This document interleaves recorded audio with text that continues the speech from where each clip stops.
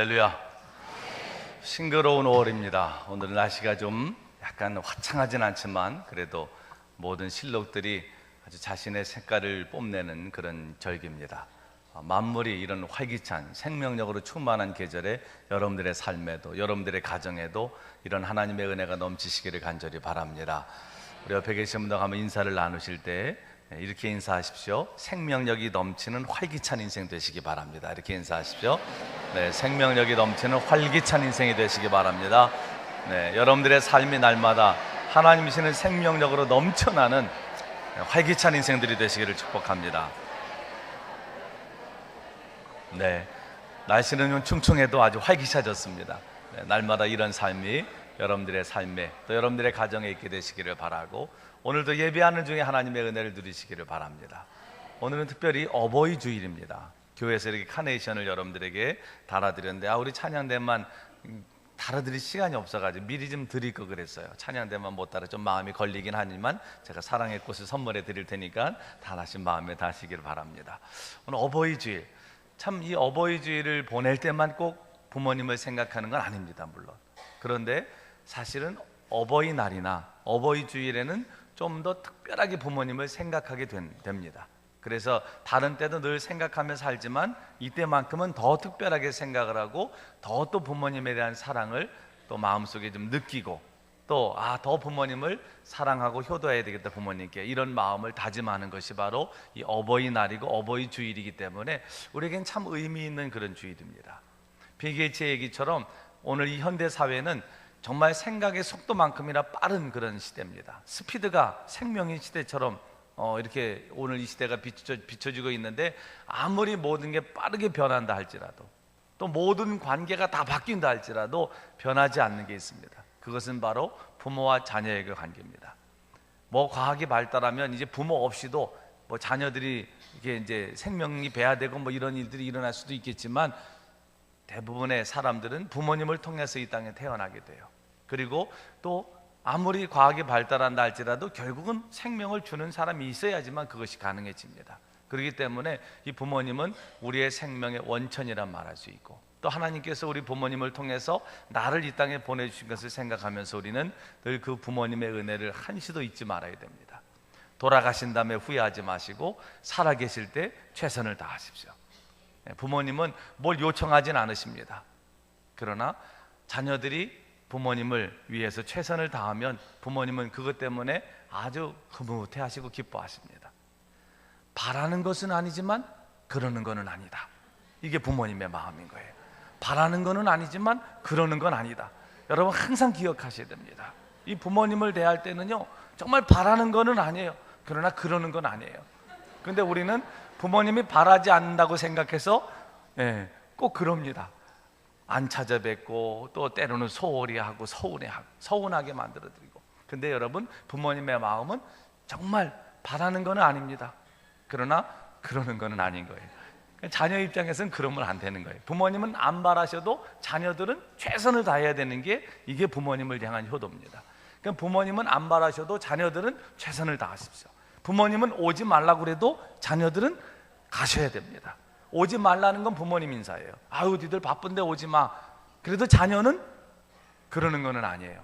그렇게 안 찾아가면 안 됩니다. 자녀들은 부모님이 오지 말라 그래도 가야 되는 거예요. 그게 자녀들입니다. 그러니까 이 부모님과 자녀의 언어가 달라요. 부모님은 오지 마라, 이건 부모님의 언어입니다. 근데 자녀는 오지 말라니까 그냥 안 가도 될 것 같아, 이러면 이건 자녀의 언어가 아니에요. 오지 말라 그래도 가서 뵈면 부모님이 너 오지 말라 그랬는데 왜 여기까지 왔어? 이러고 화내는 부모님은 안 계십니다. 잘 왔다, 피곤할 텐데 잘 왔다, 그러면서 부모님 마음은 아주 흡족해집니다. 꼭 기억하세요. 바라는 건 아니지만 그러는 건 아니다. 얼마 전에 제가 어떤 자료를 보니까 그 설문조사라는 게 있어요. 이제 어버이날을 즈음해서 2만 명을 대상으로 설문조사를 했는데, 이럴 때 부모님의 사랑에 마음이 뭉클하다, 어떤 때가 가장 마음이 뭉클하냐, 이거를 이제 사람들에게 물어본 겁니다. 그랬더니 가장 많은 대답이 어떤 대답이 나왔냐면, 내가 한 아이의 부모가 됐을 때 부모님의 사랑에 마음이 좀 뭉클해지더라. 그동안은 내가 몰랐는데 내가 한 아이의 부모가 돼 보니까 그때서 이제 부모님 마음을 알겠더라는 거예요. 이게 제일 많은 대답이었습니다. 왜 내가 그때는 몰랐을까? 내가 부모가 돼 보니까 우리 엄마의 마음을 알겠고 우리 아빠의 마음을 알겠습니다. 이렇게 말하는 대답이 가장 많았대요. 그 다음에 두 번째로는 낳아주고 길러주신 것만으로도 언제나 가슴이 뭉클합니다. 그렇죠? 뭐 나실 때 괴로움, 뭐 노래 부르지 않아도 그냥 그 생각만 해도, 낳아주시고 길러주신 것만 생각해도. 그 다음에 세 번째로 많은 대답은요, 나쁜 것은 당신이 갖고 좋은 것은 나에게 주실 때. 부모님이 그렇잖아요. 늘 좋은 게 있으면 자식이 좋은 거를 조금만, 그러니까 자녀들은 참 조심하셔야 돼요. 부모님 댁에 가서도 와 좋다 이거 그러면 부모님 벌써 이거 싸주십니다. 그러니까 너무 좋다는 얘기를 부모님 댁에 가서 자주 하시면 안 돼요. 물론 주는 게 부모님께는 기쁨이 되지만 부모님은 아무리 내가 좋아서 아끼고 사는 거, 이걸 아끼는 걸 수도 있잖아요. 근데 자녀가 좋다 그러면 그 순간에 이거는 더 이상 내 물건이 아닙니다. 이건 자녀의 물건이 되는 거예요. 그게 부모의 마음인 거죠. 그러니까 여러분, 늘 좋은 거를 주는 이 부모, 그래서 나쁜 것은 당신이 갖고 좋은 것을 나에게 주실 때, 이때 가슴이 뭉클하다. 또 이유 없는 짜증을 묵묵히 받아주실 때, 내 이유 없는 짜증을 부모님이 묵묵히 받아주실 때. 제가 애들 키워보니까 묵묵히 받아주긴 하지만 속으로 짜증은 나요. 그러니까 여러분, 너무 부모님께 짜증을 묵묵히 받아주신다고 마음 놓고 하시면 안 됩니다. 왜냐하면 그건 또 부모님의 마음에는 또 스트레스가 될 수 있기 때문에. 근데 자녀들은 그렇게 생각한대요. 부모님이 내 이유 없는 짜증을 묵묵히 받아주실 때 가슴이 뭉클하다. 또 아픈 나를 밤새 간호해 주셨을. 그 다음에 다섯 번째는 여러모로 부족한 나를 믿고 지지해 주셨을 때. 부모님은 늘 자녀들을 지지해 주잖아요. 이 부모님이 응원이 자녀들을 살리는 거예요. 세상에 다른 사람은 다 나를 지지하지 않아도 내 부모님은 정확하게 분명히 나를 지지해 줄 것이다. 이게 자녀들의 마음에 확신이 있어야 됩니다. 사람들도 다 나를 지지 안 해주고 우리 부모님은 나를 지지 안 해줄 거야, 그러면 뛰어내리는 거예요.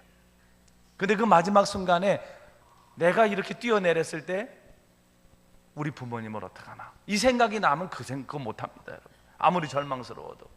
그런데 끝까지 부모님이 나를 지지하고 응원하는 분이라고 하는 이 확신이 자녀들에게 있어야 돼요. 그런데 자녀들이 그렇게 대답했습니다. 여러모로 부족한 나를 믿고 지지해 주셨을 때. 또 여섯 번째로 많이 나온 대답은 아픈 나를 밤새 간호해 주셨을 때.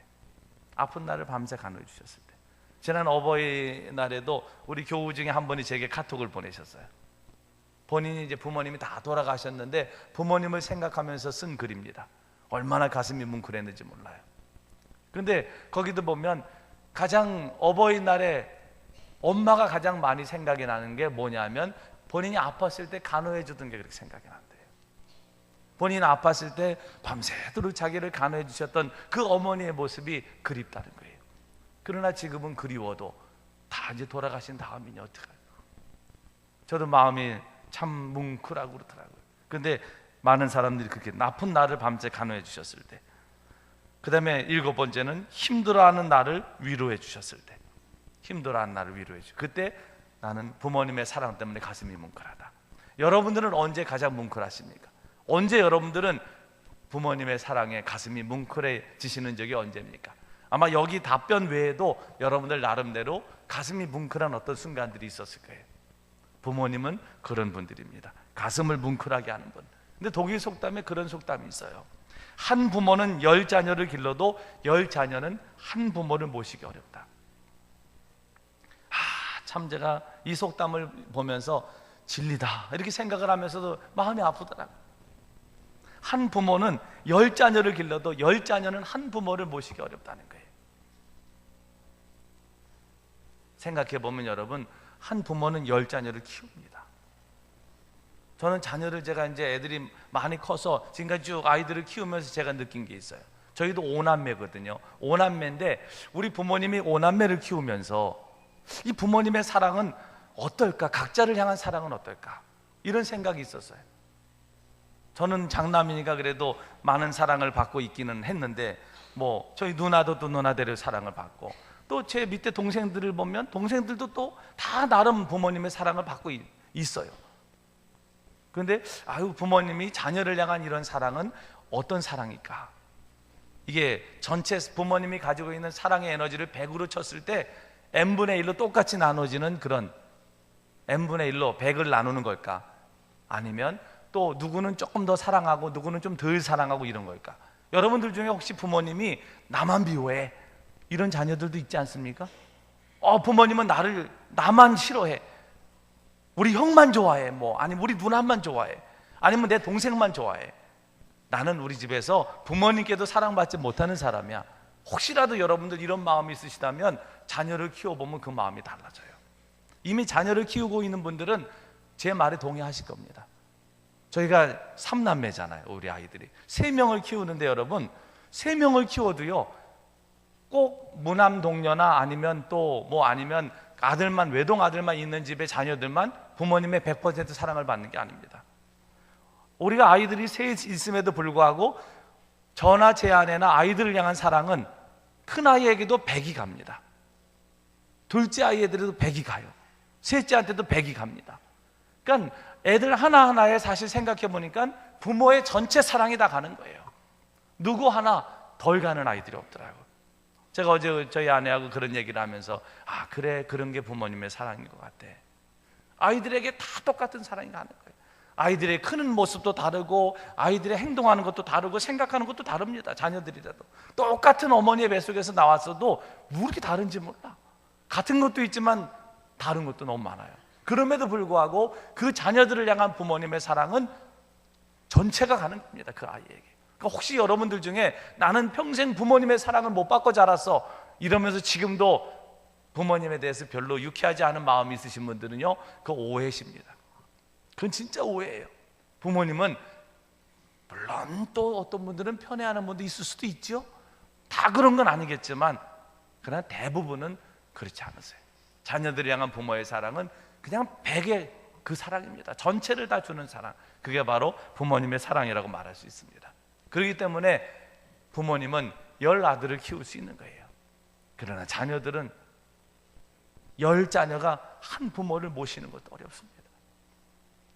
이리 가라 저리 가라. 그리고 또 꼭 제가 어버이집마다 말씀드리는 거는 부모님을 모시고 사는 사람들, 그게 제일 효자입니다, 여러분. 그런데 꼭 모시지 않는 사람들이 뭐라고 그래요? 꼭 부모님 안 모시고 사는 사람들이 모시는 형제한테 뭐라고 그럽니다. 잘 못 모신다 그러고, 자기는 가끔 와서 옷 한 번 사드리면, 또 부모님들도 그거 조심하셔야 돼요. 매일 모시고 사는 며느리는 그냥 대충 대하시고 가끔 와가지고 옷 한 번 사주면 그것 때문에 입이 벌어지시면 안 됩니다, 여러분. 진짜 어려운 거는 모시고 사는 그 며느리, 모시고 사는 아들이 어려운 거예요. 왜냐하면 모든 걸 다 봐야 되니까. 모든 걸 다 거기서 같이 삶을 사는 사람은 때로는 싫은 내색도 할 수 있고요, 좋은 내색도 할 수 있고, 이게 다양한 감정들을 같이 공유하는 거거든요. 그런데 가끔 오는 사람은 하하하 와가지고 좋은 감정만 공유하다 가면 그만이에요. 뭐 선물 하나 사들고 와가지고 웃다 가면은 그걸로 끝나는 겁니다. 매일 짜증 부리는 며느리보다 웃다 가고 선물 주는 며느리가 더 좋아질 수도 있지만 그거는 오산인 거예요. 매일 모시고 사는 그 며느리, 매일 모시고 사는 그 자녀, 진짜 귀한 줄 여기셔야 돼요. 그리고 혹시라도 여러분 부모님 안 모시는데 누가 모시고 사는데 여러분 마음에 흡족하지 않더라도 절대 가서 이거 얘기하지 마세요. 절대 가서 얘기하지 마십시오. 시누이들한테도 절대 가서 어머니 모시는 그런 올케나 뭐 이렇게 무조건 잘한다고 이렇게 해주시는 게, 그게 잘하시는 거예요. 부모님도 마찬가지입니다. 매일 모시고 사는 자녀가 가장 귀한 자녀예요. 나를 모시고 사는 며느리가 가장 좋은 며느리입니다. 가끔 와가지고 용돈 푹 찔러주고, 그 푹 찔러주는 거 조심하셔야 된다니까. 너무 푹 찔리시면 이게 그 며느리만 좋은 줄 알아. 근데 아닙니다, 여러분. 매일매일 그 공경해 드리고 매일 모시고 사는 그 자녀. 그래서 여러분, 이 부모님을 모시고 사는 자녀들은요, 때로는 티격태격합니다. 그거 없이 어떻게 모시고 살아요? 근데 나중에 누가 제일 많이 우는지 아세요? 그 부모님을 모시고 산 며느리가 제일 많이 울어요. 그분이 돌아가시고 나면. 다른 며느리들은 눈물 흘리는 척만 하다가 좀 울다가 또 뭐 이렇게 하고 이러다. 근데 그 부모님을 모시고 산 며느리는 내내 웁니다. 내내 울어. 내내 울어요. 저희 할머니도 돌아가실 때 저희 어머니가 얼마나 많이 우시는지 몰라. 며느리, 모시고 산 며느리가 가장 많이 눈물을 흘리는 거예요. 딸들도 울 수 있고 다 울 수 있지만요, 모시고 사는 분이 최고입니다. 어르신들, 여러분을 모시고 사는 자녀들한테 잘하십시오. 또 더불어서 우리 교우들, 부모님 모시고 사는 형제 자매들 귀하게 여기십시오. 그리고 뭐라고 얘기하지 마세요. 잘한다고만 그러시고, 꼭 갈 때 부모님만 선물 사다 드리지 마시고 좀 옳게도 좀 선물도 사다 드리시고, 좀 그렇게 격려를 좀 하시면 이 부부, 이 가정의 관계들이 참 아름다운 관계들이 됩니다. 근데 이게 쉽진 않은 거예요. 사실 부모님을 모시고 살고 부모님께 효도한다고 하는 것. 자, 그렇다면 여러분, 성경은 어떻게 하는 것이 부모님께 가장 최고의 효도라고 말합니까? 성경에는 여러 군데 효에 대해서 얘기해요. 근데 일반적으로 사회에서 얘기하는 윤리적인 효와 기독교적인 효는 다릅니다, 여러분. 이걸 잘 이해하셔야 돼요. 그냥 뭐 유교에서 말하는 효는 윤리적인 강령입니다. 윤리의 윤리, 이거는. 근데 성경에서 말하는, 기독교에서 말하는 효는 뭐냐? 이것은 성경은 분명히 말씀합니다. 죽게 하듯 하라는 거예요. 이건 윤리를 넘어서는 겁니다, 여러분. 윤리나 규범은 내가 뭔가 강압적인 어떤 거에 의해서 지켜져야 되는 게 윤리입니다. 솔직한 얘기로. 그렇지 않아요? 내가 그래도 문화인이면 지켜야지. 내가 그래도 뭐 이렇게 좀 뭔가 지식인이면 지켜야지. 이게 윤리나 도덕은 그런 게 더 강해요. 그러나 하나님의 말씀은요, 그런 거하고는 차원이 다릅니다. 하나님의 말씀은 하나님이 말씀하신 것이기 때문에 이거는 내가 어떤 의무적으로 지키기보다는 내 마음에서 우러나서 거기에 그 말씀을 따라가는 게 하나님의 말씀이에요. 그래서 성경적인 효는 주 안에서 하는 겁니다. 주 안에서 너희 부모를 기쁘게 하라. 하나님을 하듯이, 하나님께 하듯이 부모님께도 그렇게 하라는 거죠. 죽게 하듯 하라는 거예요. 그러면 진짜 효도가 가능합니다, 여러분. 그냥 윤리적인 효도가 아니고 진짜 마음을 실은 효도가 가능해요. 자, 오늘 본문은 또 뭐라고 말씀합니까? 오늘 본문 말씀에 보면 우리가 우리 자신의 모든 인생을 바쳐서 우리를 위해서 그렇게 헌신하신 부모님들에게 어떻게 해야 되는가? 어떻게 하는 것이 부모님을 향한 최고의 효도가 되는가? 오늘 25절 말씀이 간단하게 그 얘기를 해줍니다. 뭐라고 말씀합니까? 25절을 다 같이 읽어보겠습니다. 내 부모를 즐겁게 하며 너 낳은 어미를 기쁘게 하라. 자, 이 말씀 요 한 절에 요약될 수 있어요. 내 부모를 즐겁게 하며 너를 낳은 어미를 기쁘게 하라. 이것이 최고의 효도라고 하는 거예요. 저는 이 말씀을 묵상을 하면서 왜 즐겁게 하며 기쁘게 하라 이렇게 얘기를 했을까? 왜 그냥 기쁨이면 기쁨이고 기쁨과 즐거움을 사실 우리는 혼용해서 쓰잖아요. 따로 구분해서 쓰지 않습니다. 어떤 데는 기쁨이라는 단어를 쓰기도 하고 어떤 데는 즐거움이라고 쓰기도 하고 다 이게 같은 건 줄 압니다. 근데 국어적으로도 국어 사전의 의미로도 이건 다르더라고요. 즐거움은 뭐냐 하면 마음에서 내적으로 우러나오는 감정이 즐거움이래요. 기쁨은 뭐냐? 외부로부터 오는 겁니다. 외부로부터. 그게 기쁨이라는 거죠. 외부로부터 어떤 일들이 일어나게 됐을 때, 기쁜 일이 일어났을 때 느끼는 외적으로 오는 감정이 기쁨이고, 외부에 상관없이 내면에서부터 일어나는 내적인 감정이 즐거움이라는 거예요. 물론 그 즐거움이 일어나려면 외부적인 요인도 있어야 되겠지만 이게 그렇게 구분이 되더라고요. 기쁨과 즐거움이란 말은. 그러면서 제가 이 본문을 봤습니다. 내 부모를 즐겁게 하며 너를 낳은 어미를 기쁘게 하라. 부모를 즐겁게 해야 된다는 거죠. 부모님이 나를 생각할 때 내 외형적인 게 아니고 내가 몇 점 받아왔는지, 뭐 내가 몇 등급을 받는지, 어디 취직했는지 뭐 이런 거 말고 진짜 부모님이 나를 생각했을 때 내적인 즐거움이, 내적으로 기뻐요. 내적인 즐거움이 있어야 된다는 거예요. 나를 생각할 때. 그리고 더불어서 너를 낳은 어미를 기쁘게 하라. 이 말씀이 내 부모를 즐겁게 하라 이렇게 하면 끝나는 건데, 즐겁게 하며 너를 낳은 어미를 기쁘게 하라. 제가 이 말씀을 많이 계속 묵상을 해봤어요. 이 말이 그때 무슨 뜻일까? 그런데 제가 얻은 결론은 그겁니다. 너를 낳은 어미를 기쁘게 하라. 어머니들은 사실은요, 자녀들에 대해서 그냥 그 외형적인, 외부적인 어떤 요건에 관계없이 자녀들을 즐거워하는 게 엄마입니다.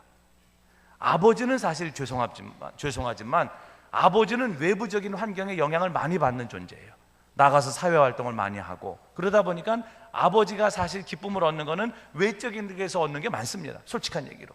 근데 어머니들은요, 요즘에 뭐 외부적인 활동을 하는 어머니도 많이 생기긴 했지만 어머니들의 기쁨이, 어머니들의 즐거움은 대부분 외부에서 오는 거라기보다는 내부에서 오는 거예요.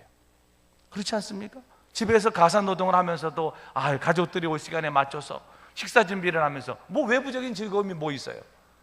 그 매일 밥하는 거 뭐 즐겁습니까? 뭘 해 먹어야 되나, 이거 머리 아프고, 그죠? 이거 매일 이거 똑같은 일이 반복되는 주부들의 일상은 이게 참 어렵고 공고한 일이에요. 그런데 가족들을 위해서 음식을 준비하면서 어머니들은 내적인 즐거움이 있는 거예요. 오늘도 신나게 이제 내 가족들을 위해서 내가 뭔가를 할 수 있구나. 이 내적인 즐거움이 어머니들에게 있다는 거죠. 근데 어머니들에게 더해져야 되는 게 있습니다. 그건 뭐냐면 이 즐거움뿐만 아니라 기쁨이라는 거예요. 기쁨. 어머니들이 그냥 내적인 이런 즐거움뿐만 아니라 어머니들이 좀 외적으로 기쁨을 얻을 수 있는 일들을 좀 해드려야 된다는 거예요. 어머니께 대한 효도는 여러분, 외적인 즐거움을 좀 드리십시오. 외적인 즐거움을. 때로는 외식도 좀 시켜드리고 영화도 좀 보여드리고 또 선물도 사드리고, 어머니들에게는 이런 외적인 기쁨이 필요한, 저는 이 말씀을 그렇게 이해했어요. 그렇구나.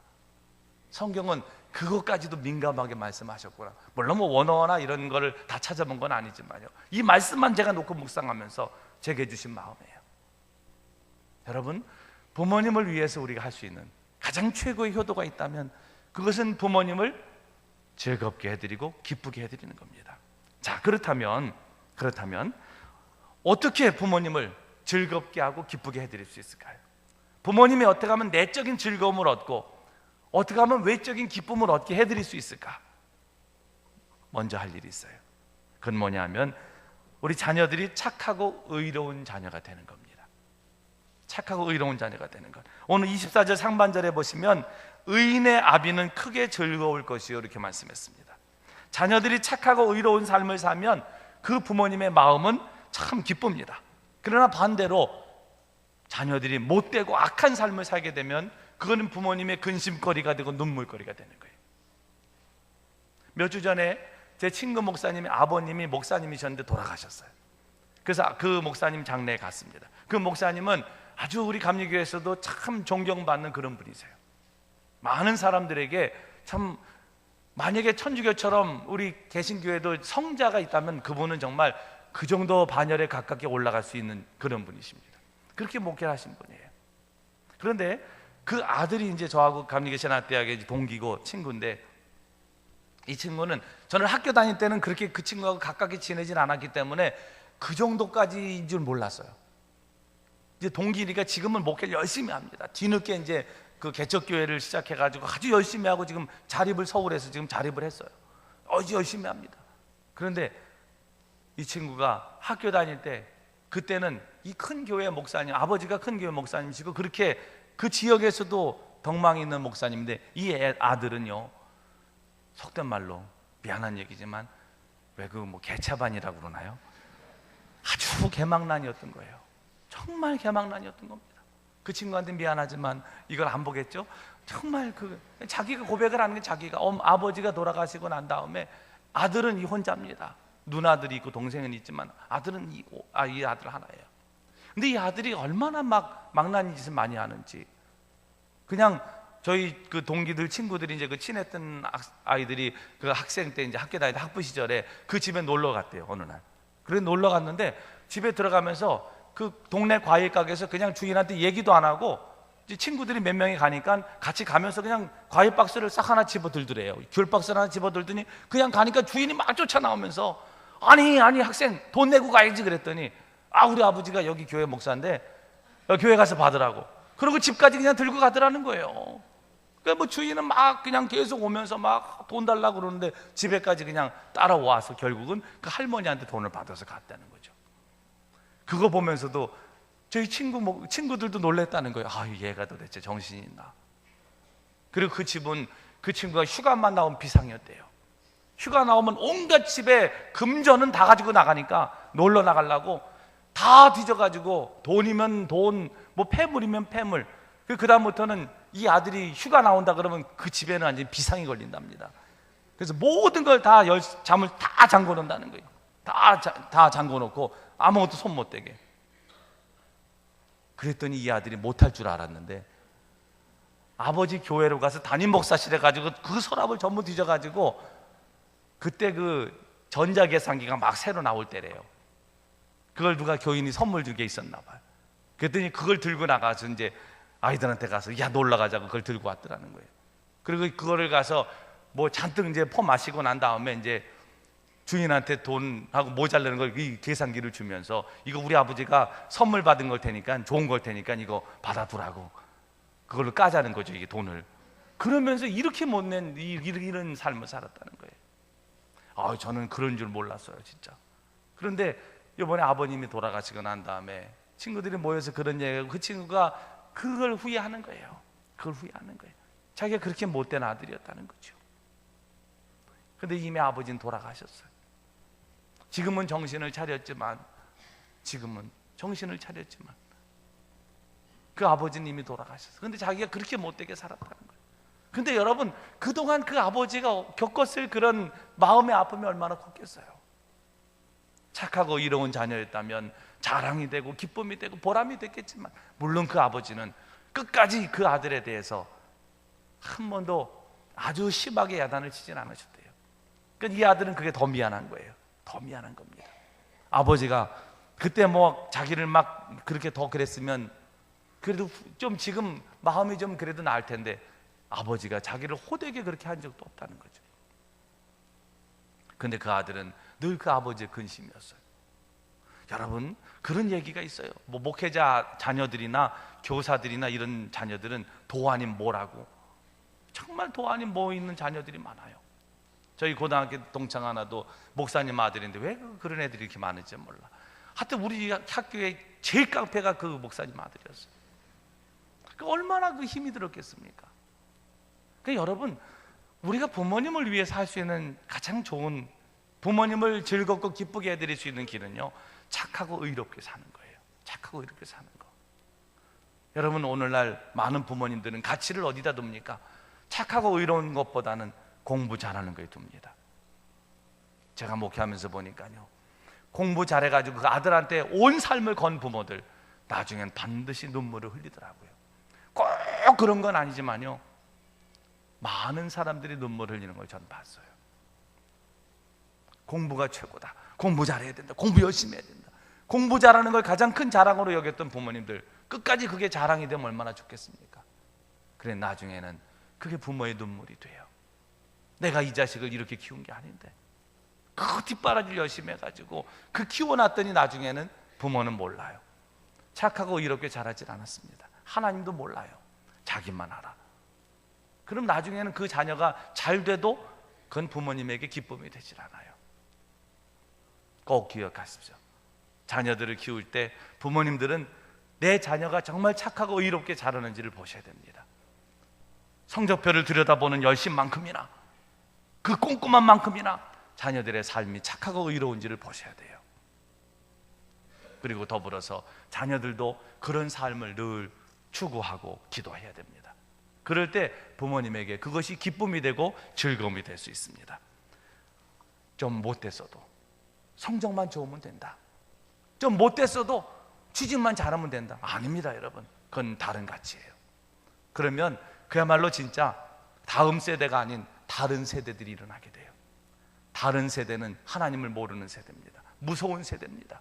여러분들의 자녀가 그렇게 되지 않도록 기도하면서 양육하셔야 되고, 또 자녀들은 늘 착하고 의로운 삶을 위해서 힘써야 됩니다. 그것이 부모님에게 기쁨이 되고 즐거움이 되기 때문에.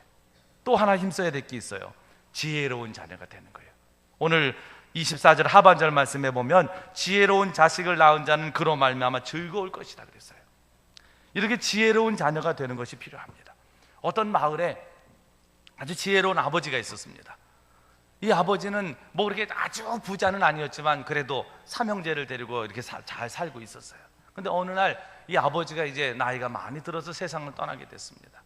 이 삼형제가 참 의롭게 잘 사는데 이 자녀들에게 어떤 선물을 좀 주고 떠날까 생각을 하다가 이 아버지는 유산보다는, 유산을 물려주는 것도 물론 물려주는 거지만 지혜를 물려주기를 원했어요. 그래서 그 집에는 17마리의 말이 있었는데 그 17마리의 말을 가지고 유산으로 이제 자녀들에게 유언하면서 분배를 했습니다. 어떻게 분배를 했냐 하면 제일 큰 아들은 결혼도 했고 또 큰 아들이니까 너는 이 17마리의 말 중에 2분의 1을 가져라, 이렇게 얘기했습니다. 둘째 아들에게는요, 너는 둘째니까 3분의 1을 가져라, 그렇게 얘기를 했습니다. 셋째에게는 너는 아직 결혼도 안 했고 막내니까 너는 9분의 1을 가져라 그랬어요. 자, 한번 생각해 보세요. 첫째는 17마리 중에 반을 갖는 거니까 몇 마리 가져야 돼요? 그 앞에 나와 있죠? 8마리 반을 가져야 되는 거예요. 아, 이게 너무 애매한 거예요. 또 둘째 아들은 3분의 1을 가지라 했으니까 17마리에 5.6마리. 이건 말을 어떻게 나눠야 됩니까? 셋째 아들은 9분의 1을 가지라니까 17마리에 1.8마리. 이 형제들은 이 아버지의 유언을 듣고 이제 머리가 복잡해졌어요. 아니 도대체 아버지 무슨 생각으로 이렇게 주셨나? 아무리 계산을 해봐도 이게 8마리 반, 5.6마리, 1.8마리, 이게 말을 죽여서 고기로 나눌 수도 없고 고민이 된 겁니다. 그러다 은근히 또 이제 마음속에 욕심들이 생겼어요.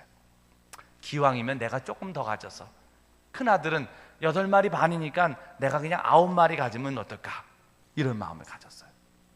둘째 아들도 그런 마음이 있었습니다. 5.6마리보다 이게 좀 올려서 6마리를 내가 가지면 좋겠다. 막내 아들도 또 1.8마리가 아닌 2마리 가지면 좋겠다.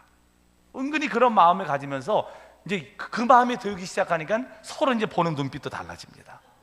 사람이 여러분 욕심이 마음에 들어오면 눈빛이 달라져요. 서로 경계를 하고 눈치를 보게 되고 막 이렇게 되는 거예요. 그래가지고 이것 때문에 며칠 동안은 이 숫자만 가지고 고민하다 보니까 답이 나오질 않는 겁니다. 이걸 어떻게 해야 되나, 어떻게 해야 되나. 마음의 욕심은 자꾸 일어나고, 그때 그 얘기를 그 바로 이웃에 사는 그 돌아가신 아버지 친구, 아주 지혜로운 또 친구가 듣게 됐습니다. 이 얘기를 듣고 어느 날 찾아왔어요. 말을 한 마리 끌고 왔어요.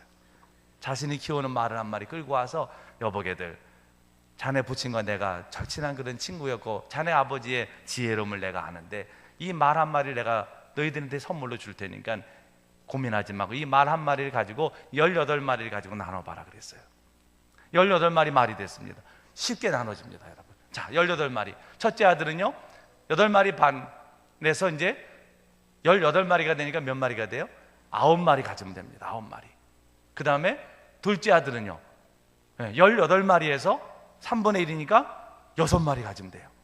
그리고 막내 아들은 18마리에서 9분의 1이니까 2마리 가지면 됩니다. 다 해결된 거예요. 자기들이 마음속에 은근히 이렇게 가졌으면 좋겠다라고 하는 게 딱 해결됐습니다. 그런데 그러고 나서 이제 말을 실제로 나눠봤더니 한 마리가 남아요. 한 마리가 남아. 그래가지고 한 마리 남은 말은 다시 이웃에 돌려줬는데 17마리가 그렇게 나눠봐도 17마리가 나오더라는 거죠. 요거 아주 헷갈리시죠 지금? 오랜만에 목사님 무슨 그렇게 내가 싫어하는 수학을 아주 산수를 하고 있나 지금. 근데 여러분 이게 참, 이 지혜로운 아버지는요 17마리의 말을 주면서 자녀들에게 그 지혜를 선물해 주기로 원했던 거예요. 근데 자녀들은 그 아버지의 뜻은 헤아리지 못하고 그냥 마음속에 욕심만 가졌어요. 실제로 말을 가지고 뭐 형이 더 가져, 동생이 더 가져, 뭐 이런 식으로 했다든지 아니면 좀 그랬으면 훨씬 어색하고 이런 좀 분위기가 이렇게 서로 눈치를 보는 건 없었을 텐데, 이웃에 아버지 친구가 준 말 한마디를 놓고 18마리 가지고 쉽게 나눠집니다. 근데 한 마리가 남아요. 나중에 여러분 계산해 보세요. 자기들이 더 갖고 싶은 대로 나눴어도 그게 17마리예요. 여러분 오늘 우리가 그렇습니다. 우리가 부모님을 정말 기쁘고 즐겁게 해드리려면 지혜로운 자녀가 돼야 돼요. 그저 욕심만 부리는 자녀가 아니고 지혜로운 자녀가 되면 부모님의 마음을 흡족해 해드릴 수 있습니다. 그리고 우리 부모님들도 자녀들에게 그런 지혜를 선물해 줘야 돼요. 이 지혜라고 하는 말을 그 히브리어 원어의 의미로 따진다면 세상을 사는 기술입니다. 그게 지혜라는 거죠. 모든 것에 여러분 이런 지혜가 있어야지만 말하는 것도 그렇고 장사를 하는 것도 그렇고 사람을 만나는 것도 그렇고 이게 다 기술이 필요한 거예요. 이게 다 지혜입니다. 그런 지혜가 있는 자녀들이 부모님을 기쁘고 즐겁게 해드립니다. 여러분 오늘 말씀에 보면 그런 자녀들이, 그렇게 부모님을, 지혜로운 자녀들이 부모님을 즐겁게 하고 기쁘게 한다고 말씀했습니다. 또 에베소서의 말씀에 보면 이런 말씀이 나와요. 에베소 6장 1절에 3절까지 말씀하면 자녀들아 주 안에서 너희 부모에게 순종하라 이것이 옳으니라. 내 아버지 어머니를 공경하라 이것이 약속 있는 첫 계명이 이로써 내가 잘되고 땅에서 장수하리라. 부모님을 존경하는 것, 주 안에서 부모님을 공경해 드리는 것, 부모님께 순종하는 것, 이것이 우리가 이 땅에서 잘되고 장수하는 비결이라는 거예요. 이 잘되고 장수한다고 하는 건요, 무조건 오래 사는 것만 의미하는 것이 아니고 오랫동안 하나님의 은혜와 복을 누릴 수 있다는 겁니다. 그런 복을 누구에게 주시느냐? 부모님께 효도하는 사람에게 주신다는 거예요. 사랑하는 교우 여러분, 오늘 어버이 주일입니다. 여러분의 부모님들을 기억하시면서 정말 내 부모님이 정말 기쁘고 즐거운 삶을 지금 살고 계신지, 나로 인해서 기쁘고 즐거우신지를 한번 돌아보시기 바랍니다. 그리고 오늘 주신 말씀처럼 부모님을 기쁘고 즐겁게 해드릴 수 있는 길은 여러분들이 착하고 의로운 삶을 사는 것이고 또 지혜로운 삶을 사는 것임을 기억하시고 그런 삶을 부모님에게 선물해 주시기를 바랍니다. 또 부모 되신 여러분, 하나님께서 여러분들이 주신 은혜와 그 복을 누리시기 바랍니다. 자손 만대로 자녀들이 번성하는 복을 누리시게 되기를 바라고, 또 여러분들의 마음에 늘 여러분들의 자손들을 통해서 그 후손들의 잘됨을 통해서 하나님께 영광 돌리고 감사하는 삶이 계속 이어지게 되기를 우리 주님의 이름으로 간절히 축원합니다. 기도하시겠습니다. 사랑의 하나님, 은혜를 감사합니다. 오늘 어버이 주일을 맞아서 말씀을 받았습니다. 오늘 이 시간 우리 부모님들을 축복합니다. 우리 부모님들에게 하나님 하늘문을 여셔서 크신 하나님의 은혜를 부어 주시옵소서. 일평생 기쁘고 즐거운 삶이 계속되게 하시고 또 자녀들과 그 후손들의 번성함을 보며 하나님 앞에 감사하며 영광 돌리는 우리 부모님들이 되도록 주여 도와주시옵소서. 영원히 잘됨같이 우리 부모님들의 범사가 잘되고 강건한 은혜도 주시고, 뿐만 아니라 부모님들이 자녀들을 향해서 하나님 앞에 드리는 간절한 기도가 그대로 자녀들의 삶에 자녀들을 위해서 드리는 그 간절한 기도들이 좋은 응답들이 되게 하여 주시옵소서. 예수님의 이름으로 감사하며 기도합니다. 아멘.